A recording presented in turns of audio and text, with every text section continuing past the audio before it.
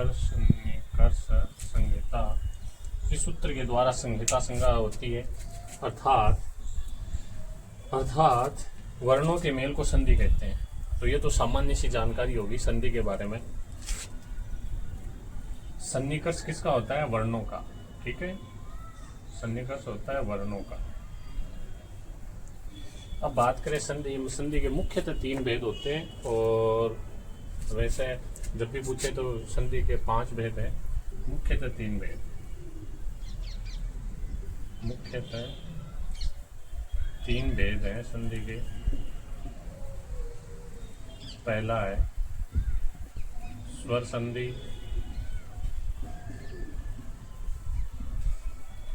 दूसरा है व्यंजन संधि,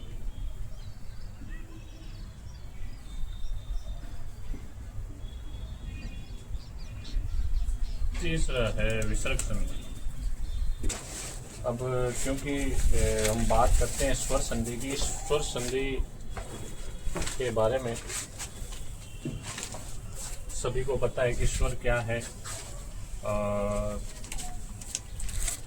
व्यंजन क्या है। स्वर वह मूल ध्वनि है। संधि, व्यंजन संधि और विसर्ग संधि। स्वर संधि में उन संधियों को पढ़ेंगे जिनमें स्वरों का मेल हो, जिनमें स्वरों का मेल हो, स्वरों का मेल हो, उसे स्वर संधि कहते हैं। उनमें स्वर संधि होगी। तो वो अलग अलग नाम से है। जिनमें क्या हो? व्यंजन संधि, व्यंजन वर्णों का मेल हो। व्यंजन वर्णों का। ठीक है, वहां पर व्यंजन संधि। और जहाँ विसर्गों का मेल हो, विसर्ग या रुत्व हो, वो विसर्ग संधि के अंतर्गत आती है। ठीक है, तो क्रम से बात करें तो स्वर संधि की, तो सबसे पहले क्या पढ़ेंगे? स्वर संधि। स्वर संधि। ठीक है,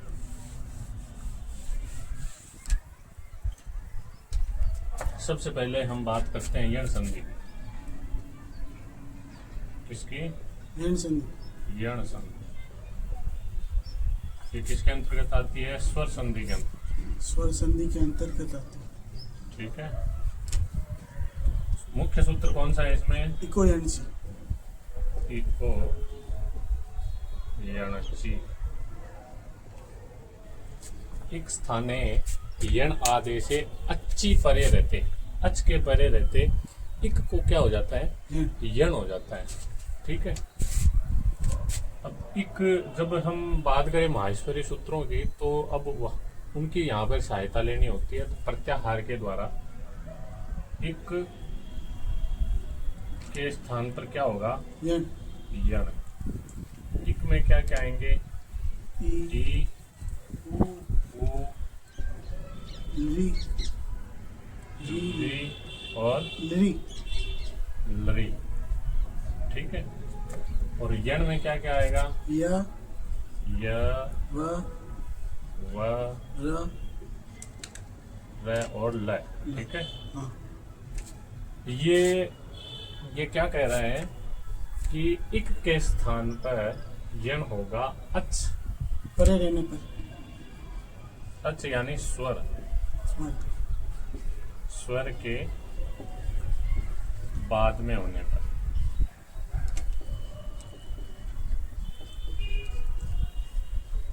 ठीक है, अब जैसे कि उदाहरण से समझते हैं कि क्या इक है और उस इक को यण कैसे हुआ। ठीक है, तो सबसे पहले उदाहरण हम लेते हैं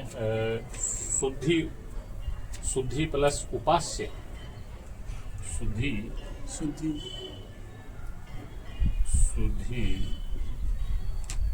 प्लस उपास्य। ठीक है, नीचे आ रहा है, दिख रहा है नीचे? शुद्धि प्लस उपास्य। अब जब हम वर्णों की बात करते हैं तो ये जो सुधी धी है, धी में अंतिम स्वर क्या है इसमें? ई। ठीक है, तो बाद में क्या है? उपास्य। उ। अब इन वर्णों का मेल होगा, इन स्वरों का मेल होगा। अब इस सूत्र की सहायता लेंगे। ये सूत्र कह रहा है इक, ई है, उसके बाद में क्या हो, अच हो, कोई भी स्वर हो, ई के पश्चात कोई भी स्वर हो, तो इको यण से सूत्र से क्या लगेगा, यण। यण पड़ता है। तो ई के स्थान पे क्या आ जाएगा, य। तो यहाँ अगर हम इसके भेद करते हैं, सु को तो ऐसे ही रख लेते हैं, धी में से ध और ई को अलग किया, और ई के स्थान पे हमने क्या कर दिया, य। ठीक है, तो सु ध य प्लस उ पास्य, इसका मेल करेंगे क्या बनेगा, सुधु। अब दह तो आधा रह जाएगा क्योंकि उसके बाद स्वर नहीं है, तो दह आधा ही रह जाएगा, और ये के अंदर क्या हो जाएगा, ऊ जुड़ जाएगा, ऊ जुड़ जाएगा, ऊ की मात्रा है। सुध्युपास्य।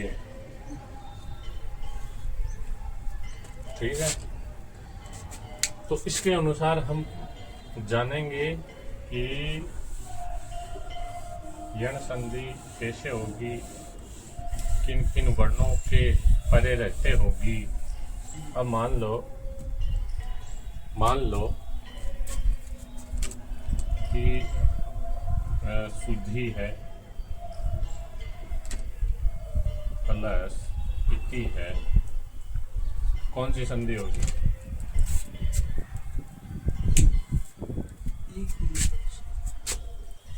कौन सी संधि होगी, हाँ, यण संधि। यण संधि कैसे होगी, अब यहाँ पर दृक् संधि होगी, अकार सवर्ण दीर्घ है। जब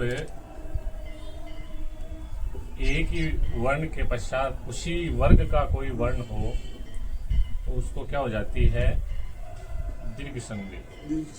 तो यहाँ बनेगा सुधीति। ठीक है, अच्छा, सेम वर्ण आए तो बड़ा हो जाए। हाँ, अब बात करते हैं हम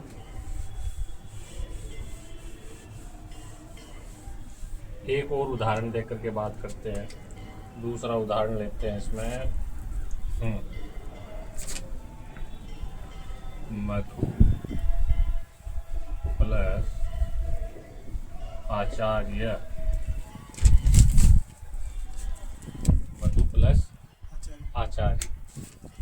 अब इसमें हम संधि करेंगे तो पहले तो इसमें देखते हैं धू के अंदर कौन सा स्वर है, इसके पश्चात अच्छी आ रहा है आ। जब इको यणची की बात करते हैं तो इक के स्थान पर क्या होता है, यण। तो ऊ के स्थान पर क्या आएगा, व आ। ठीक है, अब इनको जोड़ेंगे तो क्या बन जाएगा, वा। तो ये बना मध्वाचार्य।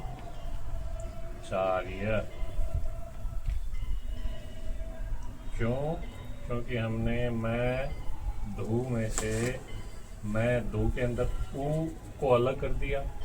ठीक है, फिर दह आधा का आधा ही रह गया, वह के अंदर आ जुड़ा, बाद में ये जो आचार्य है उससे हमने क्या बनाया, मध्वाचार्य। ठीक है, तो ये तो हुई क्या, यण संधि। अब यण संधि के पश्चात हम बात करते हैं अगली संधि के बारे में, स्वर संधि। अगली संधि है अयादि संधि।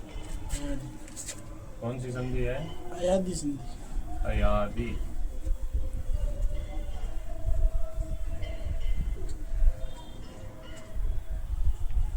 ये भी स्वर संधि के अंतर्गत आती है। ठीक है, इसका सूत्र कौन सा है, एचो ये वायाव। ठीक है, ये एच के स्थान पर क्रमशः अय, अव, आय और आव करता है, एच के स्थान पर। और एच में कौन कौन से है, अब वापस वही प्रत्याहारों की बात करते हैं। एच के अंदर कौन कौन से वर्ण आएंगे,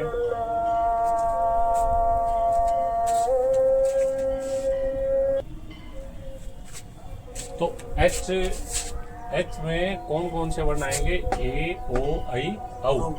और क्रमशः ए को अय, देख ए के अंदर अय है, ऐ एक मात्रा बढ़ गई तो अय में भी एक मात्रा बढ़ गई, आय। ओ में अव है, ओ में एक मात्रा बढ़ गई औ हुआ, तो उसका भी एक मात्रा इसमें बढ़ गई आ हो गया। आओ। ठीक है, अब इसका एक उदाहरण लेते हैं। ठीक है, सबसे पहले उदाहरण लेते हैं इसका। ने प्लस अनम। ठीक है, ने प्लस अनम, तो ने को आए हो गया। ए प्लस अनम, ए को क्या होगा, आए। आया प्लस अनम। अनम, और ये नए के अंदर ए जोड़ेंगे, क्या बनेगा, ना। आ रहा है पीछे, हाँ। नए पूरा बना, ये हमें ए जुड़ा, ये बना, फिर नए। नैनम। ठीक है, नयनम, क्या बना, नैनम। नयनम। इसके अलावा एक उदाहरण और लेते हैं।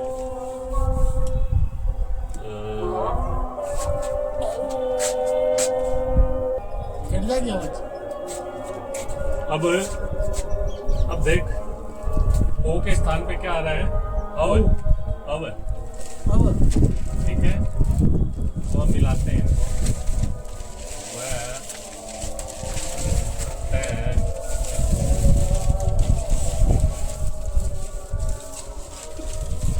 वह है अब प्लस रिक्श। ठीक है, अब क्या बना इसमें, वह के वह, हाँ ठीक है, हमने वह को तो टुकड़ा किया ही नहीं, इसको छोड़ देते हैं। वह टे के अंदर ए जुड़ा, वह के अंदर री जुड़ा, वृक्ष, वट वृक्ष। वट वृक्ष। वट वृक्ष की संधि विशेष पूछ ले तो ये है वटो वृक्ष है। वटो रिक्शा। आता है कई बार परीक्षा में, ये आता है वटो वृक्ष वाला, कि वट वृक्ष की संधि विच्छेद बताओ क्या होगा, तो वटो प्लस वृक्ष। ठीक है, एक इसका और उदाहरण लेते हैं। एकदम वो होएगा ना, एकदम पीक पे होंगे अपन, तब छोड़ेंगे सर। पौ प्लस अका। मेरे को क्यों बोल रहा था तू बीच में, ये चला हुआ है, मैं एक्स्ट्रा बोल देता हूँ। चल, पौ प्लस अका, पा। इसमें पे और औ है, औ है। प्लस अका है। औ के स्थान पे क्या आएगा, आओ। आओ। पाव का। ठीक है, ये प पा। और ये अका, क्या बना, पाव का। पावक। पावक किसको कहते हैं पता है, अग्नि को। पावक यानी अग्नि। हाँ, तो ये कौन सी संधि हो गई, अयादि संधि। तो मुख्य रूप से हम बात करें संधियों में, दो स्वर संधि, इनको फिर से एक सर्टिफिकेट। तो यण संधि के अंदर हम बात करते हैं, इक को क्या हो जाता है, यन। यण। ठीक है, इक में क्या है, ई है, वो है, री। री है। री है, री। वरी है। इनको ई को क्रमशः क्या होता है, ये। ऊ को क्रमशः व, री को क्रमशः र, और ली को क्रमशः ल। ले। ठीक है, फिर बात करते हैं हम अयादि संधि की। अयादि संधि। इसमें क्या होता है, एच होता है, अच्छा होता है। उसको क्रमशः क्या क्या होते हैं हम देखते हैं। एच में क्या होता है, एच में ए, औ, ओ, ओ, और आई, ई, आई, औ, औ। इनको क्रमशः होता है अव, आया, आए, अव, अव, आए, आय, आओ। आओ। ठीक है, तो ये आज की हमारी स्वर संधि है, यण संधि थी।